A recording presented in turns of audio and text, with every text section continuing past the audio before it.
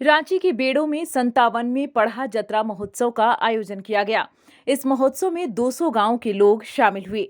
साथ ही परंपरा का हिस्सा शक्ति का प्रतीक रंपा और चंपा, काठ से बने घोड़े, हाथी भी नजर आए। शोभा यात्रा के दौरान हाथी और घोड़े पर बैठाकर वहां के राजा के साथ पूर्व सांसद कड़िया मुंडा, समीर उरांव, डॉक्टर रविंद्र भगत, खिजरी विधायक राजेश कच्छप को जतरा तक ले जाया गया। सभी ने इस महोत्सव के माध्यम से आदिवासी संस्कृति की विरासत को बचाने को लेकर संदेश दिया। पूर्व सांसद कड़िया मुंडा ने मीडिया से बात करते हुए कहा कि सांस्कृतिक विरासत को बचाने के लिए सभी को आगे आना होगा। उन्होंने कहा कि अभी भी विरासत को बचाया जा सकता है, बुद्धिजीवियों को आगे आकर इस पर काम करने की जरूरत है।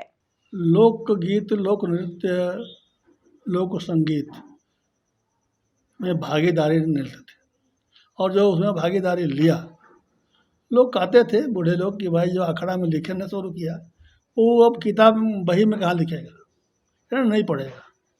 इस तरह की भावना पता नहीं कौन पंडित लोग समझा दिया था कि इस तरह लोग बोलते थे, और तब से पढ़े लिखे लोग धीरे धीरे धीरे धीरे धीरे धीरे इस तरह के कामों में रुचि लेना बंद कर दिया। और हम लोग एक छोटे रूप में हम लोग ने सोचा कि भाई, और एक दिन अगर हम लोग पढ़े लिखे लोग भागीदारी नहीं करेंगे, या हम लोग भागीदार नहीं बनेंगे या भाग नहीं लेंगे, तो एक दिन ये जितने भी परंपरा, रीति रिवाज है, धर्म कर्म है, नाच गान है, ये लोग ऐसा कहा जाएगा कि ये सिर्फ अनपढ़, अशिक्षित और पीने वाले लोगों का ही पर्व त्यौहार है और क्रियाकलाप है, ये बदनाम हो जाएंगे। इसलिए हम लोग को भी इसमें भाग लेना चाहिए। इसी दृष्टिकोण से रांची में कर्मा और सरोल शुरू हुआ। हम लोग हॉस्टल शुरू किया था हम लोग, और एक बार हम जब थोड़ा सा जम गया तो पहली बार कार्तिक बाबू को हम लोग मुख्य अतिथि बनाए, और भिरालाल चौक से लेकर सिरुमटोली तक जुलूस निकाले, और कार्तिक बाबू को हम लोग खुला ट्रक में मांदार बजवाए, यहाँ से वहाँ तक वो बजाए, खुशी से बजाए। और उसके बाद ये रांची में जम गया। और उसके बाद ईसाई लोगों में मन में एक बड़ा चिंता हो गई कि भाई कार्तिक बाबू नाच रहे हैं, इसका माने है कि अब हम लोग के यहाँ घंटी बजेगी। तो उस समय से कुछ लोग महिलाओं को सिंदूर लगवाना भी शुरू किया। कितना हुआ नहीं हुआ, कितना चालू हुआ पता नहीं, उसके बाद शुरू हुआ। और बाद में लोग गीत, लोक नृत्य भी करने सिखाने लगा। लड़के लोग काफ़ी सक्रिय हो गए हैं।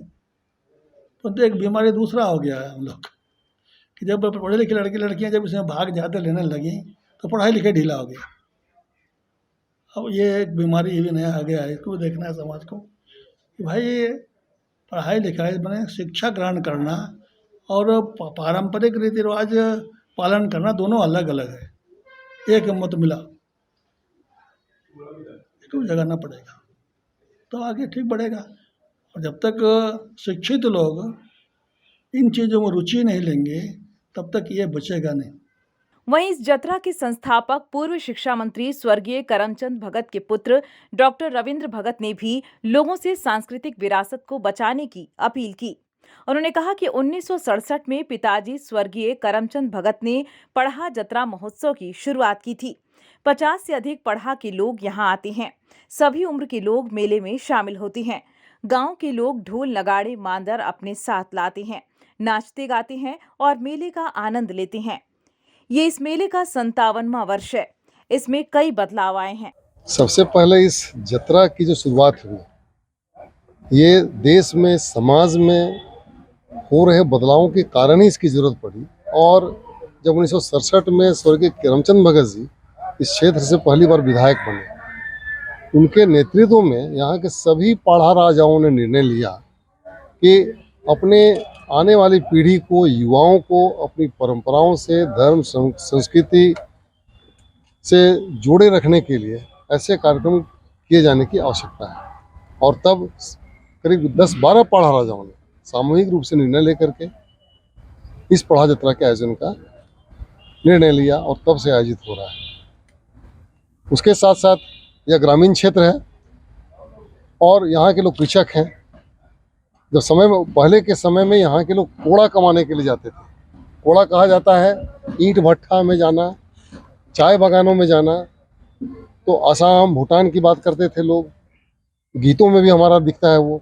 उसी तरह से ईंट भट्टा जो है कलकत्ता, हावड़ा, पटना, गोरखपुर, बनारस, कई जगह लोग जाते थे।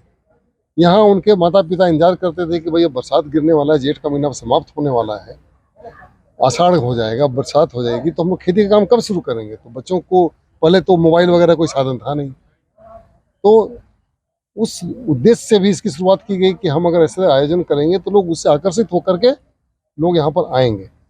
और यह उद्देश्य तो अब पूरी तरह से सफल रहा।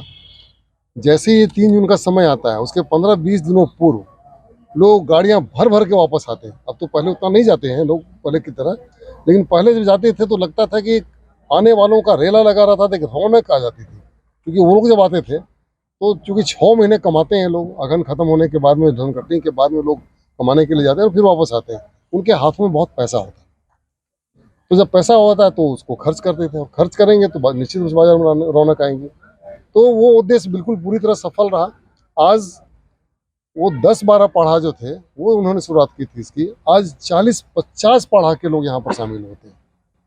सभी राजागण आते हैं और हमारा जो सिस्टम है, राजा, दीवान, कोटवार, हर गांव की एक अपनी एक उपाधि होती है। सब लोग आज एकजुट हैं और एकजुट होकर के अपनी धर्म, संस्कृति, परंपराओं की रक्षा के लिए अपने जितने भी परंपरागत पहचान चिन्ह है, घोड़ा, हाथी, रंपा, चलपा, झंडा, ढोल, नगाड़ा, पूरे अपने पारंपरिक चीज़ों को ले करके यहाँ पर आते हैं, नाचते हैं, गाते हैं। तो हमने कहा कार्निवाल, तो कार्निवाल में भी यही होता है, लोग अपनी धर्म संस्कृति की वो प्रदर्शित करते हुए नाचते गाते लोग सड़कों पर निकलते हैं। और आप देख रहे हैं यह जरिया गांव है और कार्यक्रम स्थल यहाँ से 3 किलोमीटर दूर बेड़ों में है। तो जरिया से बेड़ों तक की दूरी लोग ढोल नगाड़ों के साथ नाचते गाते यहाँ से निकलते हैं। तो इसीलिए इसको एक कार्निवाल भी कहना हमारे ख्याल से एक अच्छी शुरुआत है ये। और जब उसको एक नई शुरुआत देंगे तो लोग आकर्षित होंगे, क्योंकि यह पूरी तरह से अपने परंपराओं और संस्कृति को दर्शाने का यह आयोजन है और लोगों में जागरूकता आ रही है। समय के साथ साथ जैसे ही लोग विकास जो कर रहे हैं, अभी कड़िया मुंडा जी, मानी जी चर्चा कर रहे थे कि पहले लोग कम कपड़े पहनते थे, फिर पूरा कपड़ा पहनने लगे और फिर से जो है वही जमाना आ रहा है, लोग कम कपड़ों में होते जा रहे हैं। उसी तरह से धर्म संस्कृति के बारे में भी एक बार तो लगा कि अब जब लोग पढ़ने लगे, लिखने लगे, शहर से बाहर जा करके, राज्य से बाहर जा करके काम करने लगे, तो ऐसे में लगा क्या कि अब हमारी परंपराएं छूट जाएंगी। लेकिन परंपराओं की ओर लोगों का झुकाव आया, लोगों को लगता है कि मैं कौन हूँ। और जब आपकी धर्म नहीं बचेगी, संस्कृति नहीं बचेगी, तो आपका अस्तित्व नहीं बचेगा।